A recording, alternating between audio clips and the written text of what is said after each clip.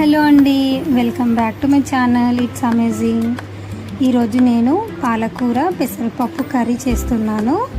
ముందుగా ఒక ప్యాన్లో 1 కప్పు పెసరపప్పు వేసి దాన్ని లైట్గా వేయించుకొని ఒక గిన్నెలోకి తీసుకోవాలి. దాన్ని ఒక 2 టైమ్స్ వాష్ చేసుకొని తర్వాత ఒక గ్లాస్ నీళ్ళు పోసుకొని పక్కన పెట్టుకోవాలి. తర్వాత ఒక ప్యాన్లో ఆయిల్ వేసుకొని అందులో ఎల్లుల్లిపాయలు, ఎండుమిర్చి అండ్ జీలకర్ర ఆవాలు, ఆనియన్స్, పచ్చిమిర్చి వేసి లైట్ బ్రౌన్ వచ్చేంత వరకు వేయించుకోవాలి.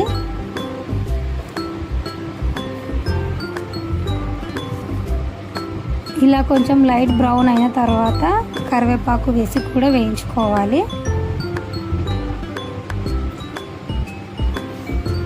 ఇవి కొంచెం ఫ్రై అయిన తర్వాత 1/2 టేబుల్ స్పూన్ అల్లం వెల్లుల్లి పేస్ట్ తీసుకొని అది పచ్చి వాసన పోయేంత వరకు ఫ్రై చేసుకోవాలి.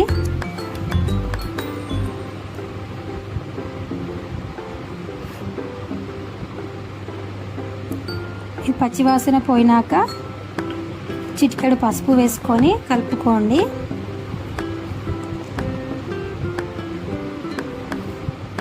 మనము నానబెట్టుకున్న పెసరపప్పును అందులో వేసేసుకొని ఒకసారి కలిపేసుకోవాలి.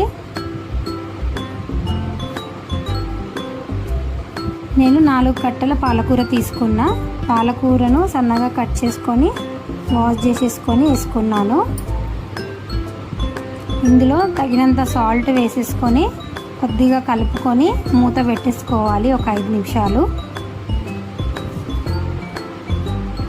ఒక 5 నిమిషాల తర్వాత మూత తీస్తే అది కొంచెం దగ్గరకు అవుతుందన్నమాట. అలా అయినాక మొత్తం కలుపుకోండి.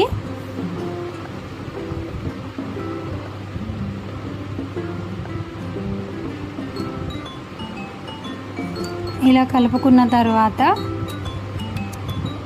నేను ఆల్రెడీ పచ్చిమిర్చి వేసిన, కాకపోతే టేస్ట్ కోసం కొంచెం కారం వేసుకుంటున్నాను.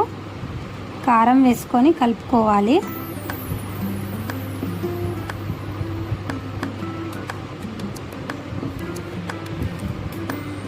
ఇలా కలుపుకున్న తర్వాత నేను అందులో వాటర్ వేయట్లేదు. ఇప్పుడే ఒక ప్లేట్ తీసుకొని అందులో వాటర్ పోసుకుంటున్నాను. నేను ఎక్కువ కర్రీస్లోకి వాటర్ వేడి చేసి పోస్తానన్నమాట. అట్లా వాటర్ వేడయ్యాక పోసాను అందులో కొంచెం.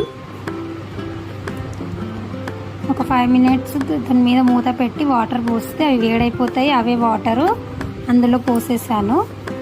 ఇలా పోసిన తర్వాత ప్లేట్ పెట్టేసుకొని ఒక 5 to 10 మినిట్స్ మూత తీసి చూస్తే కర్రీ రెడీ అయిపోతుంది. ఓన్లీ పెసరపప్పు అంటే అంత టేస్ట్గా అనిపించదు కదా. ఇలా ట్రై చేసి చూడండి, చాలా బాగుంటుంది. Thanks for watching.